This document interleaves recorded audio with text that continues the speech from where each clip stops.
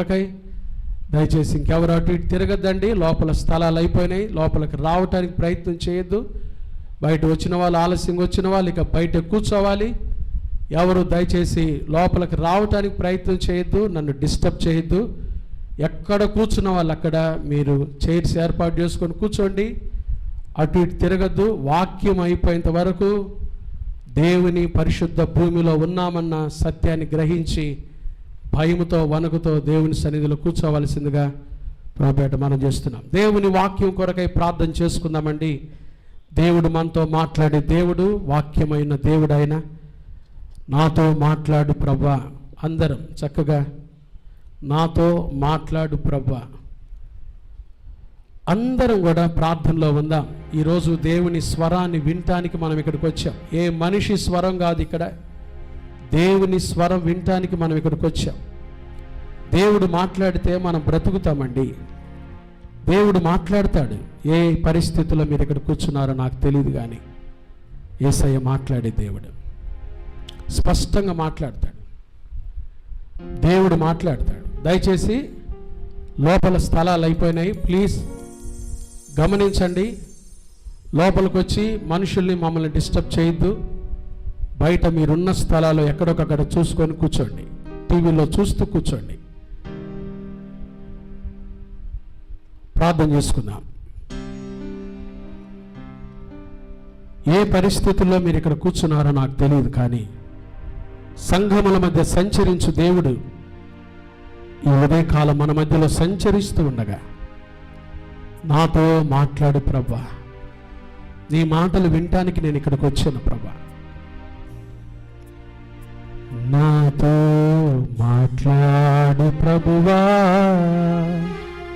నీవే మాట్లాడుమయ్యా. నాతో మాట్లాడు ప్రభువా, నీవే మాట్లాడుమయ్యా. నీవు పలికితే నాకు మేలయ్యా, నీవు పలికితే నాకు మేలయ్యా. నీ దర్శనమే నాకు చాలయ్యా, నీ దర్శనమే నాకు చాలయ్యా. నాతో మాట్లాడు ప్రభువా, నీవే మాట్లాడుమయ్యా. నీవు పలికితే నాకు మేలయ్యా, నీవు పలికితే నాకు మేలయ్యా. నీ దర్శనమే నాకు చాలయ్యా, నీ దర్శనమే నాకు చాలయ్యా. నాతో మాట్లాడు ప్రభువా, నీవే మాట్లాడుమయ్యా.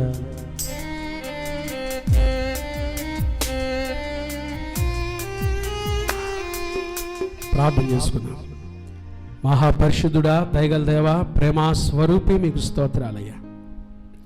సంఘముగా సమిష్టిగా ఈ పరిశుద్ధ ఆదివారం, ఈ జయప్రవేశ ఆదివారం నాడు మీ సన్నిధికి చేరి వచ్చి ఉన్నాము. సంఘముల మధ్య సంచరించు దేవుడో మీరు మా మధ్యలో సంచరిస్తున్నారు తండ్రి. మాట్లాడే దేవుడో మీ మాటలు వినుటకు మాకు చెవులను, గ్రహించు హృదయమును మాకు దయచేయండి.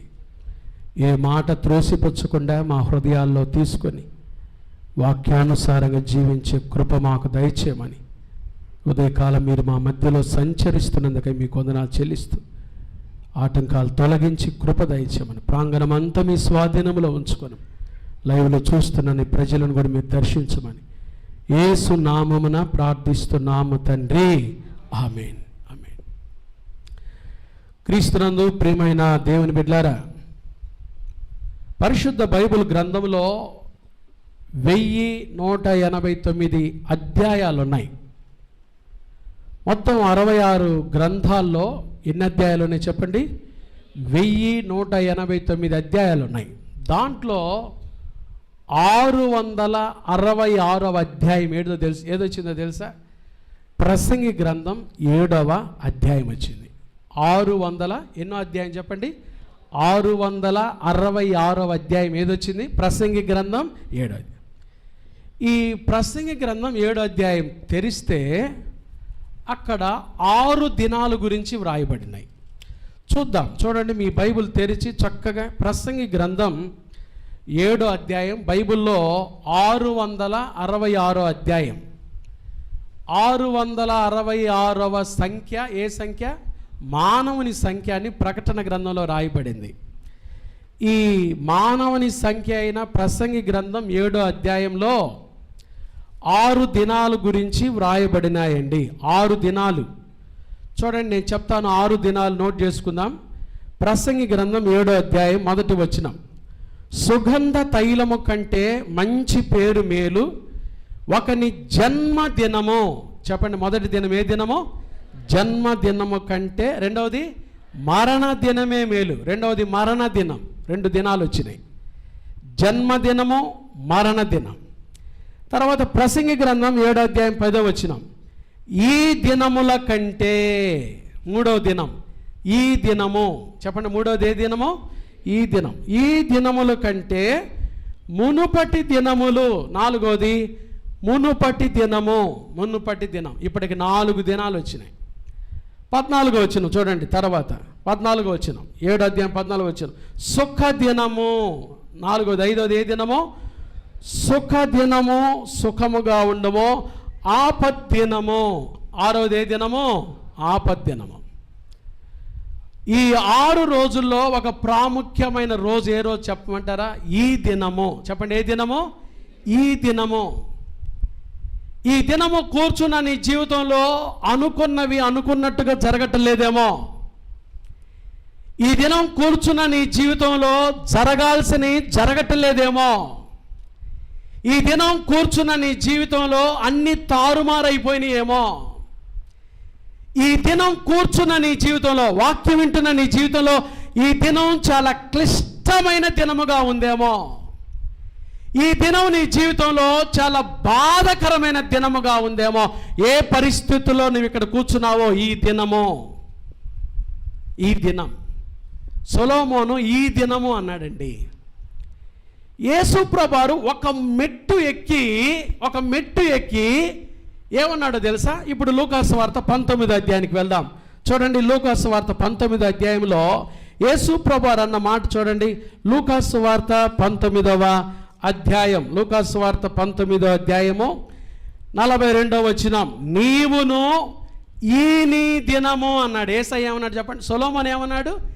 ఈ దినము అన్నాడు. యేసయ్య ఏమన్నాడు చెప్పండి? ఒక మెట్టెక్కి ఈ నీ దినం. ఈ దినం ఎవరి దినం? ఇది నీ దినము. This is your day. ఇది నీ దినం. వాస్తవంగా ఈరోజు ప్రభు దినం, ఇది లార్డ్స్ డే. కానీ యేసయ్య ఏమన్నాడంటే ఇది ఏ దినం చెప్పు? ఇది నీ దినం, ఇది నీ దినం. ఈ నీ దినమందైనను, ఈ నీ దినం నువ్వేం చేయాలి? యేసయ్య అంటున్నాడు చూడండి, ఈ నీ దినమందైనను సమాధాన సంబంధమైన సంగతులను తెలుసుకొనిన ఎడల నీకెంతో మేలు. తెలుసుకొనిన ఎడల, ఈ నీ దినం దేవుని విషయాలు నువ్వు తెలుసుకుంటే మేలు. ఏం తెలుసుకోవాలి?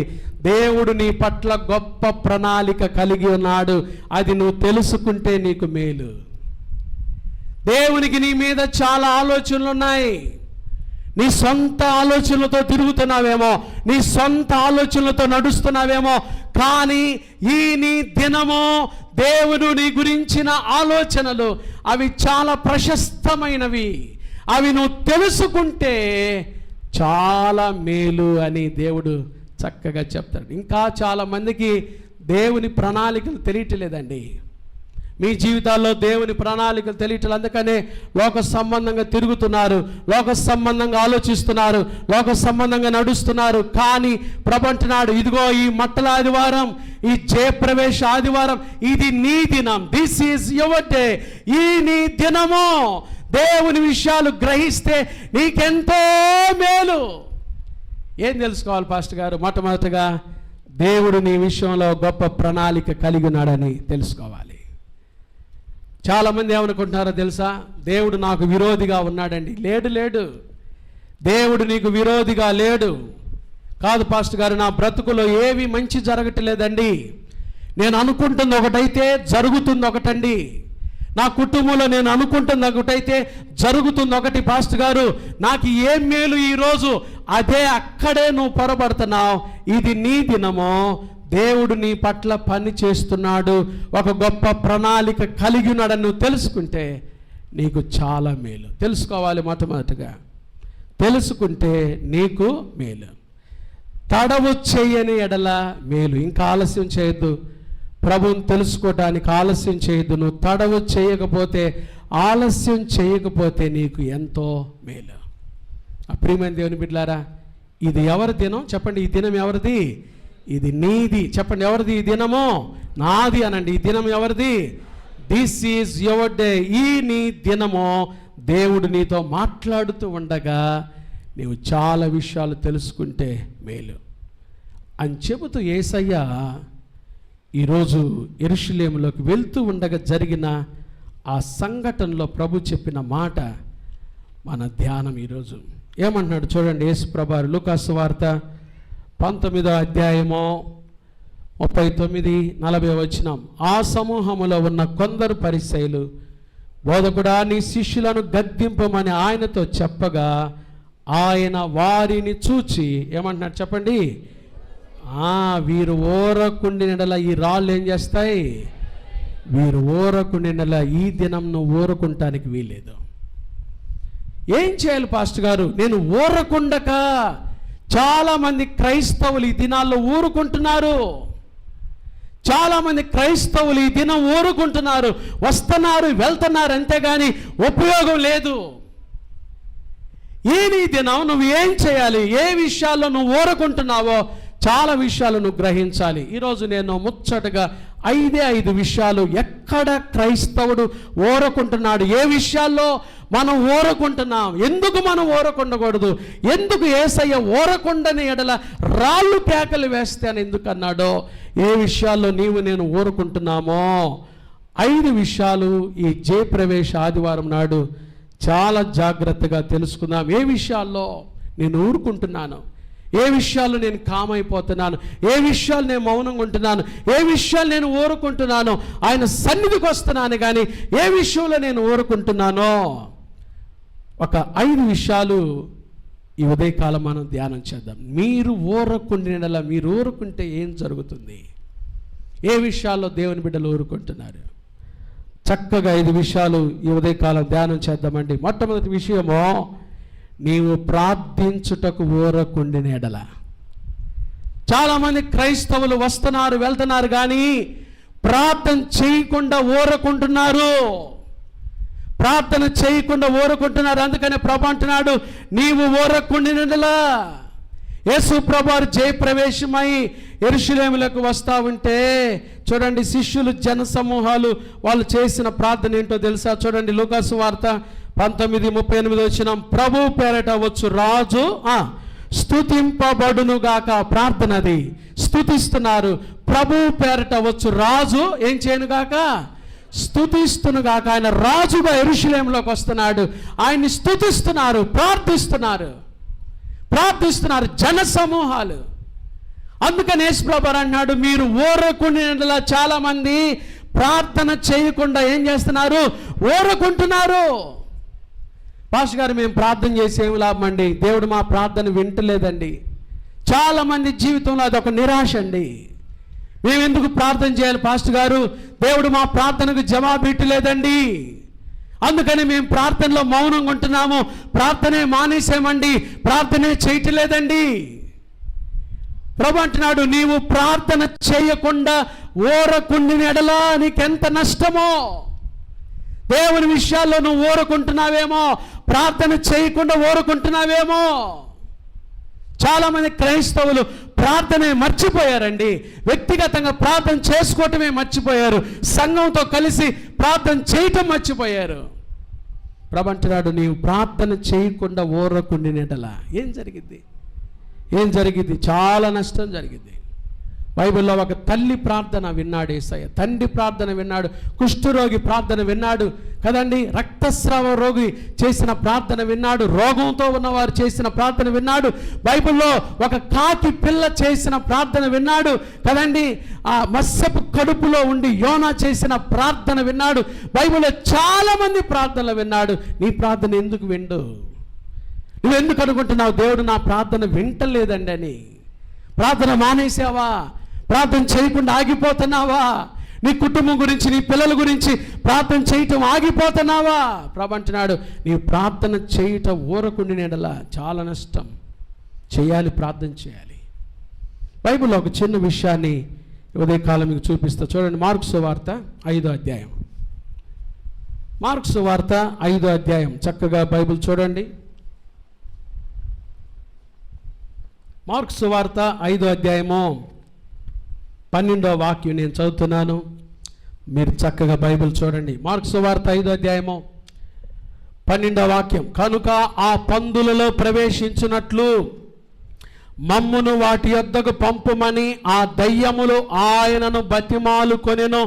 యేసు వాటికి సెలవీయగా అపవిత్రాత్మలు వానిని విడిచి పందులలో ప్రవేశించెను. ఇక్కడ ఎవరండి ప్రార్థన చేసింది? దయ్యాలు ప్రార్థన చేశారు. చెప్పండి, ఎవరు ప్రార్థన చేశారు? దేవుడు విన్నాడా లేదా?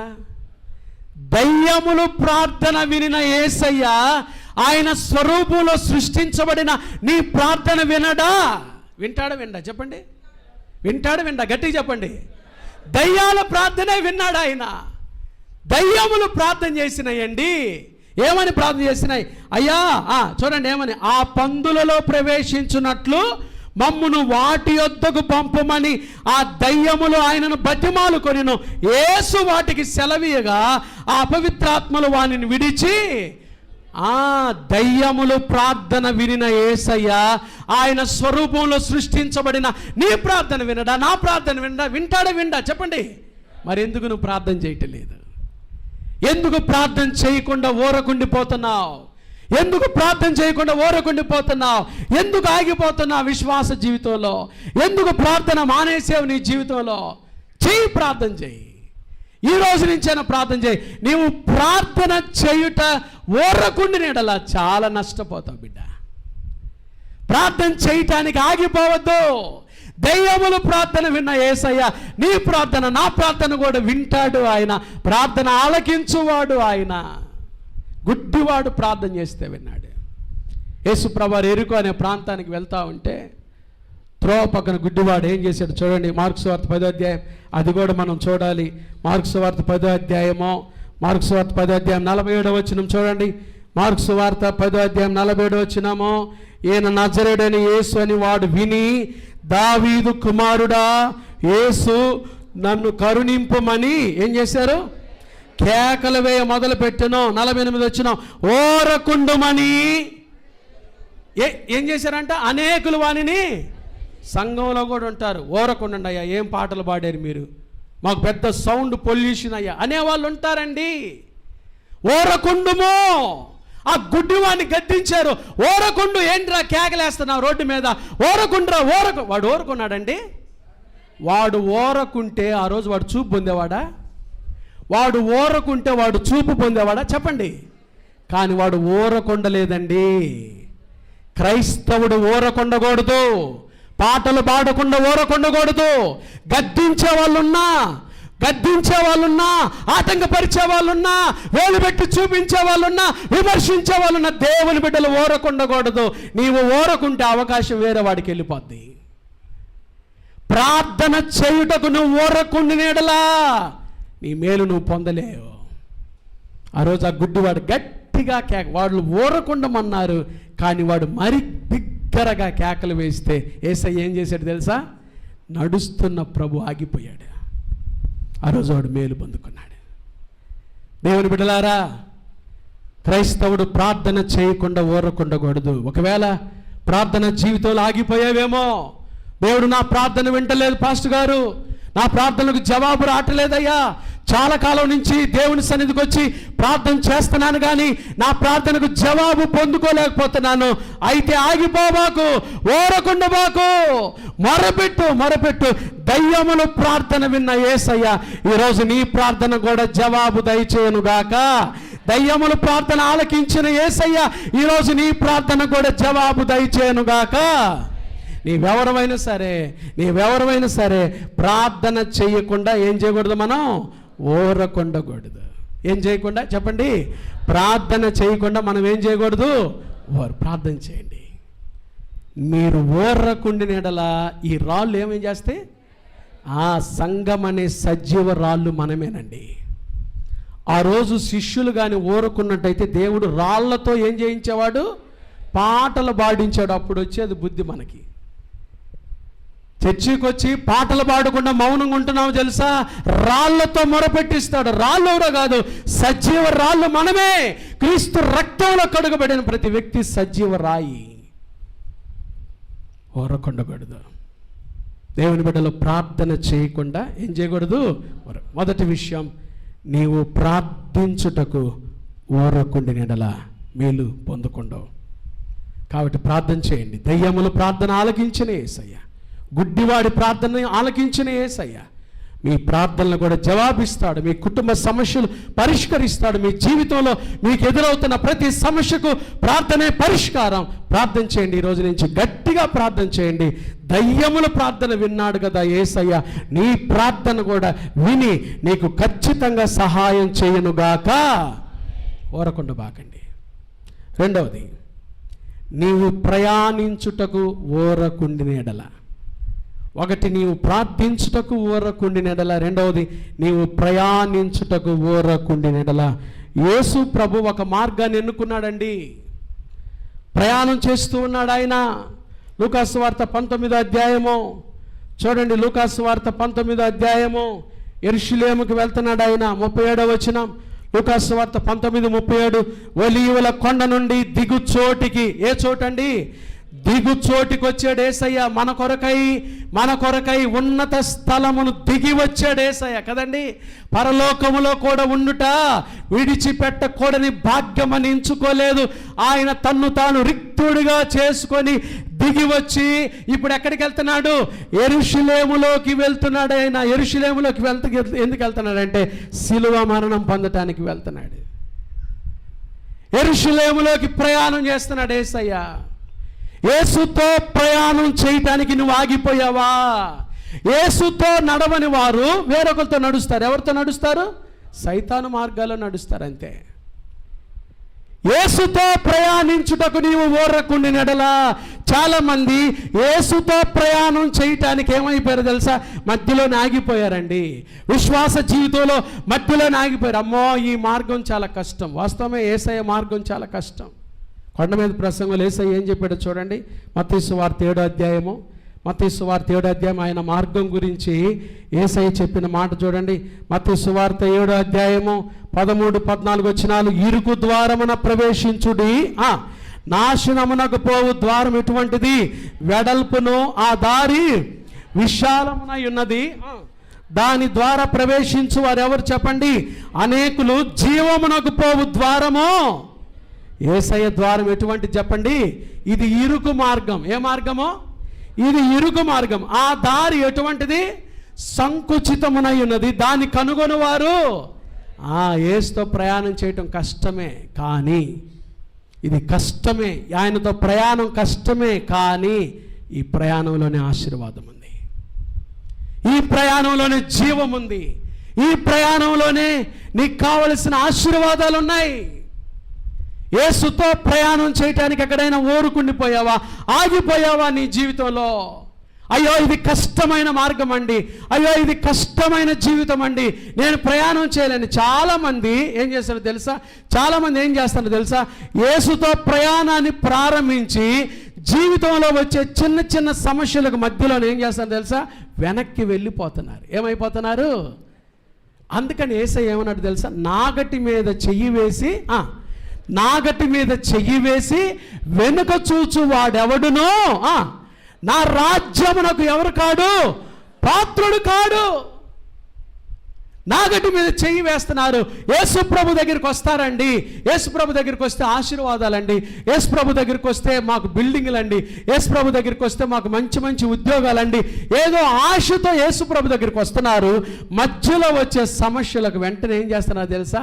వెనక్కి వెళ్ళిపోతున్నారు. వెనక్కి వెళ్ళిపోతే నీకెంత నష్టమో తెలుసా బిడ్డ? వెనక్కి వెళ్ళిపోతే నీకెంత నష్టమో తెలుసా?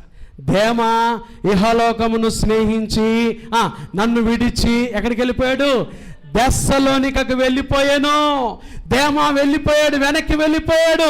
ముందు బాగానే వచ్చాడు పౌలు, ఈ పరిచర్యలు నేను ఉంటానయ్యా, నేను నీతో నడుస్తానయ్యా, యేసుతో ప్రయాణం చేస్తానని వచ్చాడు. కానీ మధ్యలో లోకాన్ని స్నేహించి ఏం చేశాడు? వెనక్కి వెళ్ళిపోయాడు. యేసుతో ప్రయాణించుటకు నీ ఊరకుంటిని ఎడల చాలా నష్టపోతారు. యేసుతో ప్రయాణించిన వారు నరక మార్గాన్ని ఎన్నుకుంటున్నారు. యేసుతో ప్రయాణించిన వారు లోక మార్గాన్ని ఎన్నుకుంటున్నారు. లోతు భార్య ఏం చేసింది చెప్పండి? లోతు భార్య లోకము కొరకై వెనుదిరిగి ఏమైపోయింది చెప్పండి? ఉప్పు స్తంభం అయిపోయింది. లోతు భార్య వెనక్కి తిరిగినట్టుగా చాలామంది విశ్వాసులు, చాలామంది దేవుని బిడ్డలు యేసు ప్రభు దగ్గరికి వచ్చి ఆయనతో ప్రయాణించకుండా ఏమైపోతున్నారు? వెనక్కి వెళ్ళిపోతున్నారు. వెనక్కి వెళ్ళిపోతున్నారు. ఎంతమంది వెనక్కి వెళ్ళిపోతున్నారు? ఆయనతో ప్రయాణించకపోతే, ఆయనతో ప్రయాణించుటకు నీవు ఊరకునే నెలలా చాలా చాలా నష్టపోతావు. చాలా చాలా నష్టపోతావు. ఈరోజు నీ ప్రయాణం ఎటువైపోయింది? యేసుతో నడుస్తున్నావా? యేసుతో నడుస్తున్నావా? యేసుతో ప్రయాణం చేస్తున్నావా? యేసుక్రీస్తు ప్రభువారు పునరుద్ధారణ తిరిగి లేచిన తర్వాత చూడండి, యేసయ్య వాళ్ళతో నడుస్తూ ఉంటే వారు ఆయన ఏం చేయలేదు? గుర్తుపట్టలేదు. యేసుతో వారు యేసుతో నడుస్తున్నారు కానీ వారు గుర్తుపట్టలేదు. ఎప్పుడైతే యేసయ్య రొట్టె విరిచాడో వారి కన్నులు తెరవబడ్డాయి. వారు యేసుతో నడుస్తున్నామన్న విషయాన్ని మర్చిపోయారు. నీ జీవితం ఎవరితో ప్రయాణం చేస్తున్నావు? ఎవరితో ప్రయాణం చేస్తున్నావు? నీవు ఆయనతో ప్రయాణించుటకు ఊరకుండి నిండలా చాలా నష్టపోతావు. ఒకటి, నీవు ప్రార్థించుటకు ఊరకుండి నిండలా ఎంతో నష్టాన్ని చూస్తావు. అందుకని ప్రార్థన చేయండి. దేవుడు మీ ప్రార్థనలకు జవాబిస్తాడు. ప్రార్థన చేయండి. రెండవది, ఆయనతో ప్రయాణించుటకు నీవు ఊరకుండి నిండలా వేరొక మార్గాన్ని ఎన్నుకుంటావు. దాని ద్వారా చాలా నష్టపోతావు. మూడో మాట నీవు ప్రభావితం చేయుటకు ఊరకుండిన ఎడలా. ప్రభావితం చేయుటకు ఊరకుండిన ఎడలా. చూడండి, లూకాసు వార్త 19వ అధ్యాయం వాళ్ళు ఎంత ప్రభావితం చేశారో చూడండి. వాళ్ళు కేకలు వేస్తే ఏం జరిగిందో చూడండి. లూకాసు వార్త 19వ అధ్యాయము 38వ వచనం, ప్రభు పేరట వచ్చు రాజు స్తుతింపబడునుగాక, పరలోకమందు సమాధానమును, సర్వోన్నతమైన స్థలములలో మహిమయు ఉండునుగాక అని తాము చూచిన అద్భుతములన్నిటిని గూర్చి మహాశబ్దముతో వారేం చేశారు? దేవుని స్తోత్రము చేయసాగిరి. ఆ సమూహములో ఉన్న కొందరు పరిసయ్యులు బోధకుడా ఏమంటున్నారు? నీ శిష్యులను వాళ్ళకి కోపం వచ్చేంతగా వాళ్ళు ఏం చేశారు? ప్రభావితం చేశారు. నీవు ప్రభావితం చేయుటకు ఊరకుండినలా క్రైస్తవుడా ప్రభావితం చేస్తున్నావా? పేరెంట్స్, తల్లిదండ్రులు గుర్తుపెట్టుకోవాలి. మీ పిల్లల్ని మీరు ప్రభావితం చేయకపోతే వారిని ఎవరో ఒకరు ఏం చేస్తుంటారో తెలుసా? ప్రభావితం చేయబడుతూనే ఉంటారు. వాళ్ళు సంఘాన్ని, సంఘ కాపరి ప్రభావితం చేయకపోతే వారు ఏదో ఒక రీతిగా ప్రభావితం అవుతానే ఉంటారు. తల్లిదండ్రులు మీ పిల్లల్ని ప్రభావితం చేయకపోతే ఎవరో ఒకరు వారిని ప్రభావితం చేస్తూ ఉంటారు. ఈ రోజుల్లో చాలామంది సినిమా యాక్టర్స్ పిల్లలు, ఎక్కడ యవనస్తులు చాలామంది వారి చేతిలో ప్రభావితం అయిపోయారండి. తల్లిదండ్రులు, మీరు మీ పిల్లల్ని ఏ విషయాల్లో ప్రభావితం చేస్తున్నారు కదండి? దేవుడు ఏం చేశాడు తెలుసా? సొదొమ గొమొర్రా పట్టణానికి వచ్చాడు. ఆ రాత్రి ఆయన ఏమన్నాడు తెలుసా? లోతు, ఈ పట్టణాన్ని రాత్రి మేము నాశనం చేయబోతున్నాం. నీకు సంబంధించిన వారిని అందరినీ తెచ్చుకో, నీకు సంబంధించిన వారందరినీ పిలుచుకో, ఎందుకో తెలుసా? వాళ్ళు కాపాడబడతారు. లేకపోతే ఈ రాత్రి పట్టణం నాశనం కాబోతుందంటే లోతు బయటికి వెళ్ళాడు. అయ్యా రండయ్యా, అయ్యా రండయ్యా, అయ్యా రండయ్యా, అయ్యా రండయ్యా, ఈ పట్టణాన్ని దేవుడు నాశనం చేయబోతున్నాడు, ఈ పట్టణాన్ని దేవుడు కాల్చి. ఒక్కళ్ళు ప్రభావితం కాలేదండి. లోతు చెప్పిన మాటలకు ఆ పట్టణంలో చెప్పండి, ఒక్కళ్ళు ఇన్స్పైర్ కాలేదు. ఎందుకో తెలుసా? వాళ్ళు నాశనపు అంచుల్లో ఉన్నారు. దేవుని బిడ్డ, నీ బిడ్డలను ప్రభావితం చేయగలుగుతున్నావా? నీ కుటుంబాన్ని ప్రభావితం చేయగలుగుతున్నావా? తల్లిదండ్రులారా, మీ బిడ్డలను ప్రభావితం చేయగలుగుతున్నారా? నీవు ప్రభావితం చేయకుండా ఊరకుండిన ఎడలా మీ పిల్లల్ని మీరు ప్రభావితం చేయకపోతే వారు ఏదో ఒక రీతిగా ఏదో ఒక విషయాల్లో ఏం చేయబడుతున్నారు? ప్రభావితం అవుతూనే ఉన్నారు. ప్రార్థన చేయటంలో, దేవుని కొరకు జీవించటంలో, ప్రభు కొరకు సాక్ష్యం ఇచ్చటంలో, దేవుని కొరకు కానుకలు ఇచ్చటంలో కదండి. పిల్లలు మనం ఏం చేయాలి? ఈరోజు ఆదివారం అయ్యా సండే స్కూల్కి వెళ్ళాలి, ఈరోజు ఆదివారం యవనస్తుల కూడికి వెళ్ళాలి, నా ఇంట్లో ఉండకూడదు, మీరు ప్రార్థనకి వెళ్ళాలి, మోకాళ్ళ ప్రార్థన చేసుకోవాలి, చిన్నప్పటి నుంచి భయభక్తులతో పెరగాలి, ప్రభావితం చేయాలి. మీరు ప్రభావితం చేయకపోతే ఏదో ఒక విషయాల్లో వారు ఏమవుతున్నారు చెప్పండి? ప్రభావితం అవుతానే ఉన్నారు. నీవు ప్రభావితం చేయకుండా ఊరకుండినెడల ఈ లోకం వారిని ఏం చేస్తుంది తెలుసా? ప్రభావితం చేస్తుంది. యాకోబు కుమార్తె దీనా ఏం చేసింది చెప్పండి? ఆ ఊరిలో ఉన్న వ్యక్తులను చూడటానికి బయటకు వచ్చింది. ఎక్కడికి వచ్చిందండి? ఆ ఊరిలో ఉన్న వ్యక్తులను చూడటానికి బయటకు వచ్చింది. వెంటనే ఏమైపోయింది? ప్రభావితమై చాలామంది యవనస్తులు లోక సంబంధమైన జీవితాలకు ప్రభావితం అయిపోతున్నారు. పేరెంట్స్, తల్లిదండ్రులారా, వారిని ఏ విషయాల్లో మీరు ప్రభావితం చేయగలుగుతున్నారు? చిన్న వయసు నుంచి బైబిల్ అదే చెప్తుంది కదా, బాలుడు నడవవలసిన త్రోవను వానికి నేర్పుము, లేకపోతే వాడు పెద్దవాడైనప్పుడు దాని నుంచి మీరు బాగా నేర్పిస్తే వాడు బాగానే పెరుగుతాడు, లేకపోతే వాడు తొలగిపోయే ప్రమాదం ఉంది. లోక సంబంధమైన విషయాలకు ప్రభావితం అయిపోయే పరిస్థితులు ఉన్నాయి. జాగ్రత్త, మీరు ప్రభావితం చేస్తున్నారా? అందుకనే దైవజనులు ఈ పాట రాశారు. లోకము మోసము రంగుల వలయము నాశన కూపము నిరతము శోకము. లోకము మోసము రంగుల వలయము. రంగుల వలయం అంట లోకం ఏంటంటది? రంగుల వలయం. ఇంటర్నెట్. చాలామంది ఆ వల్ల చిక్కుపోయారు. పిల్లలు బయటికి రాలేకపోతున్నారు. తల్లిదండ్రులారా, ప్రభావితం చేయండి బిడ్డల్ని. మీరు ప్రభావితం చేయకుండా ఊరకుండినట్లా లోకం వారిని ఏం చేస్తుంది? ప్రభావితం చేస్తుంది. ఒకటి, మీరు ప్రార్థన చేయకుండా ఊరకుండినట్లా. రెండు, నీవు ఆయనతో ప్రయాణం చేయకుండా ఊరకుండినట్లా. మూడు, మీరు ప్రభావితం చేయకుండా ఊరకుండినట్లా. నాలుగో మాట, నీవు ప్రలాపించుటకు ఊరకుండినట్లా. ప్రలాపించుటకు యేసు ప్రభువారు చూడండి, ఆ పట్టణం దగ్గరికి వచ్చినప్పుడు లూకాసు వార్త 19వ అధ్యాయము 41-42 వచనాలు. ఆయన పట్టణమునకు సమీపించినప్పుడు దానిని చూచి దాని విషయమై ఏడ్చి, యేసయ్య ఏం చేశాడు చెప్పండి? ప్రలాపిస్తున్నాడు. ఆయన ప్రలాపిస్తూ ఏడుస్తున్నాడు. యెరూషలేమును చూచి ఏడుస్తున్నాడు. యెరూషలేములో జరుగుతున్న పాపమును చూచి ఏడుస్తున్నాడు. ప్రలాపిస్తున్నాడు యేసయ్య. చాలా మంది జీవితాలను చూసి ఈరోజు యేసయ్య ప్రలాపిస్తున్నాడండి. మనకు అర్థం కావట్లేదు అది. ఆ రోజు యెరూషలేం పట్టణానికి కూడా అర్థం కాల. యేసయ్య ఏడుస్తూ ఏమన్నాడంటే, నీవును ఈ నీ దినమందైనను సమాధాన సంబంధమైన సంగతులను తెలుసుకొని ఎడల నీకెంతో మేలు. ఏడుస్తూ చెప్తున్నాడు యేసయ్య, నేను ఏడుస్తున్నాను, ప్రలాపిస్తున్నాను. మీకు అర్థం కావట్లేదు. చాలామంది జీవితాలను చూసి యేసయ్య ఏడుస్తున్నాడు. ఒక మాట చెప్పంటారా? పాపంలో జీవిస్తూ ఉంటే బాగా వినండి. కొన్ని సంవత్సరాలు పాపంలో అలాగే జీవిస్తూ ఉంటే పాపం చేసే వ్యక్తి ఏమనుకుంటాడో తెలుసా? నేను చేసేది కరెక్టే అంటాడు. బయటికి రాలేడండి, ఇంకా బయటికి రాలేడు. కొన్ని సంవత్సరాలు పాపంలో అలాగే జీవిస్తూ ఉంటే ఆ వ్యక్తి అనుకునే మాట ఏం తెలుసా? కొంతకాలానికి ఏమనుకుంటాడో తెలుసా? ఏం కాదు, నేను చేస్తుంది కరెక్టే. చాలామంది ఈరోజు ఆ కోణంలో ఉన్నారండి.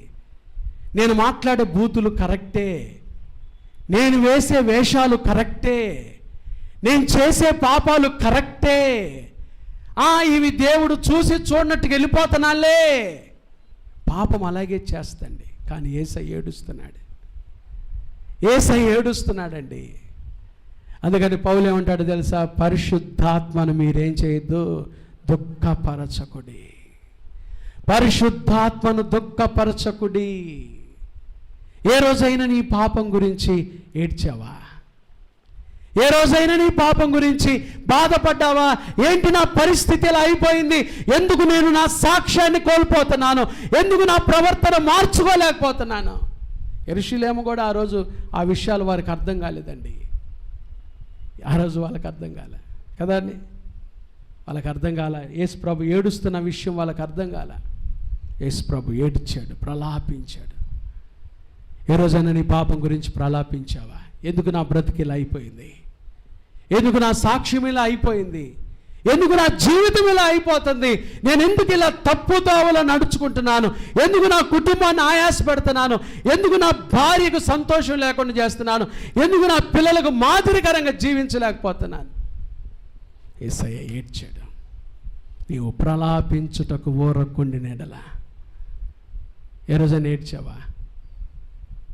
భక్తులు ఏడ్చారండి, భక్తులు ఏడ్చారు, భక్తులు ఏడ్చారు, భక్తులు ఏడ్చారు. రావు రంగయ్య గారు రాసుకున్నాడు, పనికి మాలిన వాడనైనా నేను కనపరచు నా దోష కపాట వర్తనము, మనసు నుంచక తాపపడక ఇంత ఘనమైన రక్షణమును నాకు చూపే,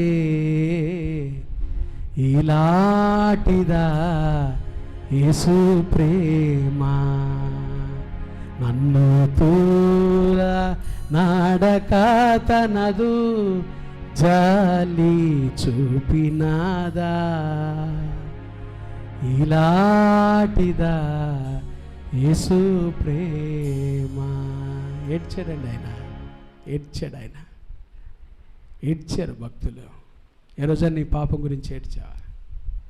పాపం చేసే వ్యక్తి, బాగా వినండి ఈ మాట, మరలా చెప్తున్నా, బూతులు ఆడతా, అబద్ధాలు ఆడతా, పేకాట ఆడతా, సారాయి తాగుతా, వ్యభిచారం చేస్తా, లోక సంబంధంగా జీవిస్తూ ఉంటే ఆ సంవత్సరాలు, కొన్ని సంవత్సరాలు దాంట్లో కంటిన్యూ అయితే ఒక 2-3 సంవత్సరాలకు ఆ వ్యక్తి ఏమంటాడో తెలుసా?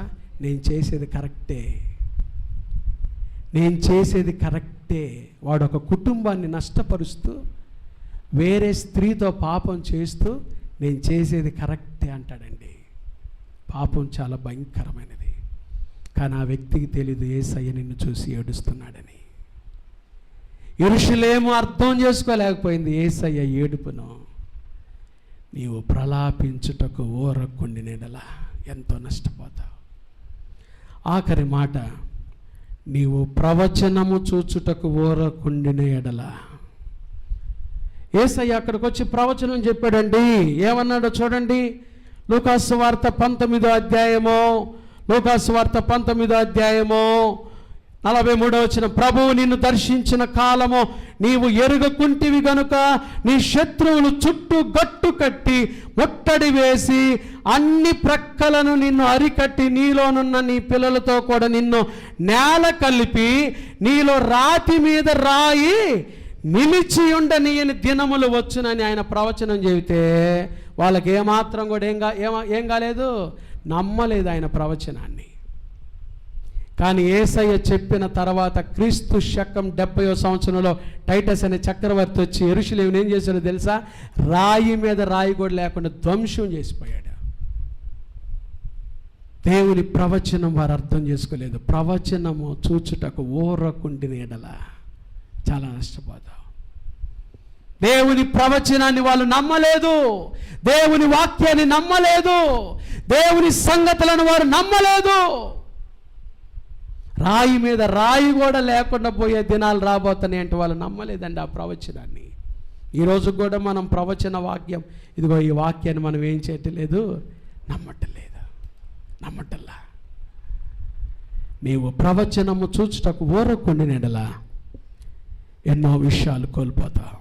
దేవుని బిడ్డలారా, చాలామంది దేవుని సన్నిధికి వస్తున్నారు కానీ దేవుని వాక్యాన్ని నమ్మకుండానే, చూడకుండానే, వాక్యాన్ని గ్రహించకుండానే వెళ్ళిపోతున్నారు. ఊరకుండానే ఎడల చాలా నష్టపోతావు.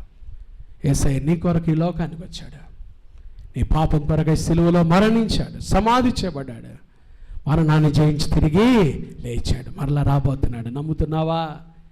యేసయ్య అన్నాడు, నేను మరలా వస్తాను, నా యొద్ద ఉండుటకు మిమ్మును తీసుకొని పోతాను, నేను మరలా వస్తానన్నాడు. నమ్ముతున్నావా? దేవుని ప్రవచన వాక్యాన్ని నమ్ముతున్నావా? నమ్మకుండానే వెళ్ళిపోతున్నావా?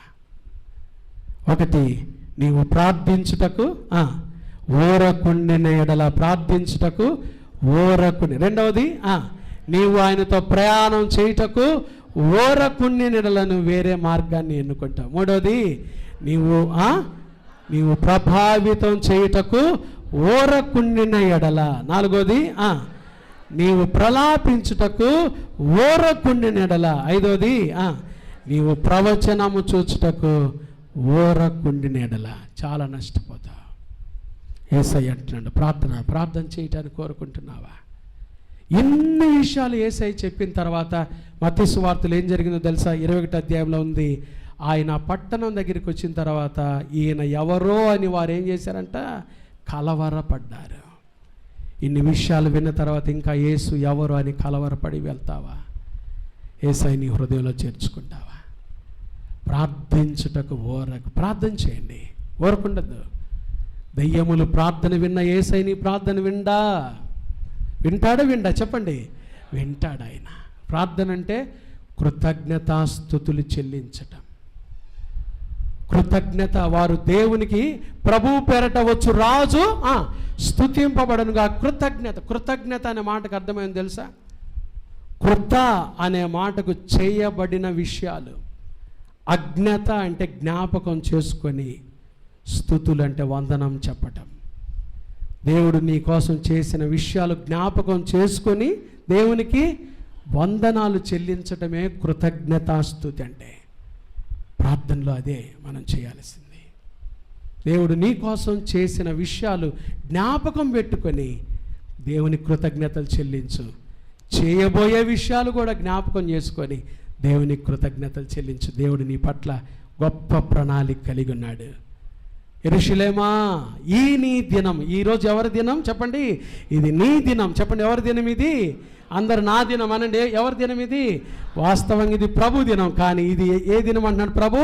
ఇది నీ దినం, నీ దినం. దేవుడు నిన్ను దర్శించిన సంగతి మర్చిపోవాకు. నువ్వు ఊరకుండద్దు. ఒకటి, నీవు ప్రార్థన చేయకుండా ఊరకుండద్దు.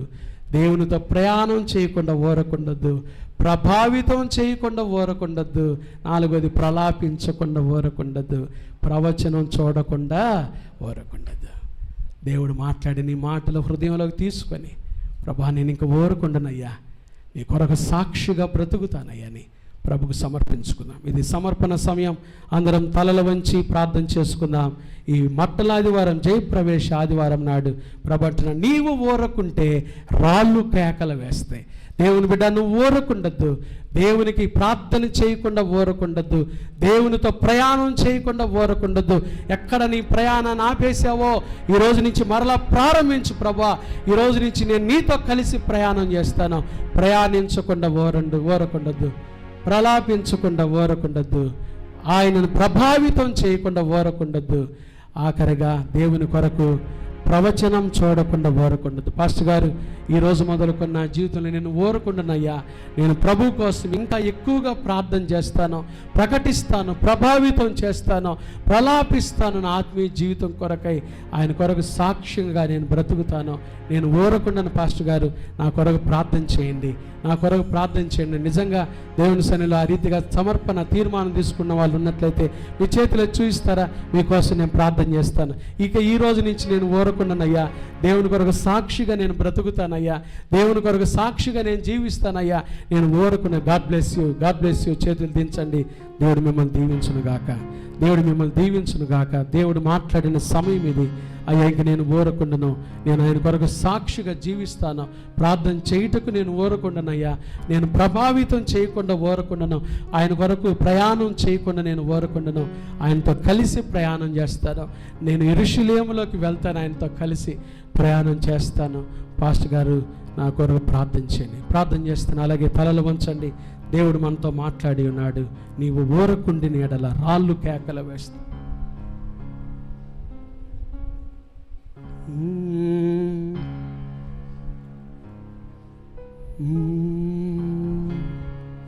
నీ పాడెదన్ ప్రభు తిశయములన్, నా ప్రాణమున్ ప్రభుకై సమర్పింతున్, ప్రభుకై సమర్పింతున్.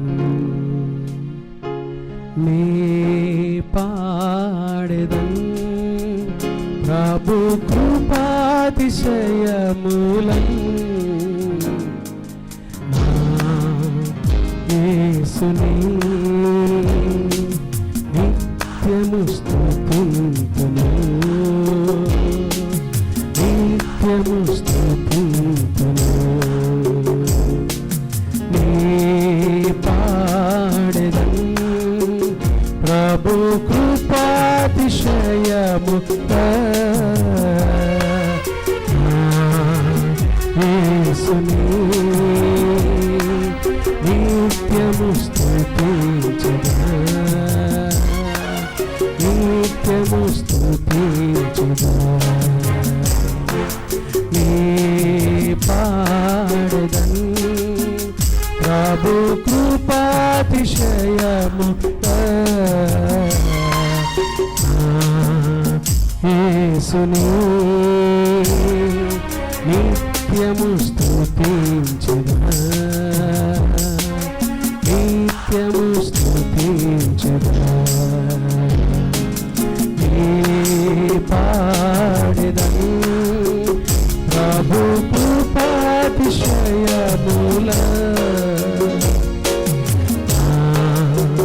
యేసుని నిత్యము స్తుతించుదా, నిత్యము స్తుతించుదా. నీ పాడెదన్ ప్రభు కృపాతిశయము, యేసుని నిత్యము స్తుతించుదా, నిత్యము స్తుతించుదా.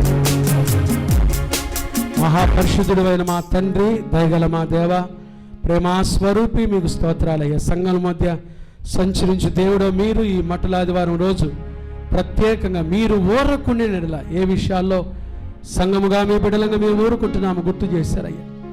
నీవు ప్రార్థించటకు ఊరకుండినలా, నీవు ఆయనతో ప్రయాణించటకు ఊరకుండినలా, నీవు ప్రభావితం చేయకుండా ఊరకుండినలా, నీవు ప్రలాపించకుండా ఊరకుండినలా, నీవు ప్రవచనం చూచుటకు ఊరకుండినలా చాలా నష్టపోతా. ఇదిగో ప్రభు, నిన్ను దర్శించిన కాలం ఇది. నీ దినం, ఈ నీ దినమందైనను సమాధాన సంగతులను తెలుసుకుని నీకెంతో మేలు. ప్రభా, మీరు విత్తబడిన ఈ వాక్యం మా జీవితాలు గ్రహించి నీకు ఇష్టంగా మేము జీవించటకు సహాయం దయచేయండి. ప్రతి ఒక్కరిని మీరు దర్శించినందుకై మీకు కోటాను కోట్ల కృతజ్ఞతాస్తుతులు చెల్లిస్తూ, ఇక మా బ్రతుకాలం అంతా మేము ఊరకుండా మిమ్మల్ని స్తుతించి గణపరిచే భాగ్యం మాకు సంఘానికి దయచేయమని, నీ కొరకు సాక్షులుగా మమ్మల్ని వాడుకొనమని యేసు నామమున ప్రార్థిస్తున్నాము తండ్రి, ఆమేన్. చెప్పాలి గట్టిగా ఆమేన్. ఆమేన్. దేవుడి మాటలు దీవించును గాక.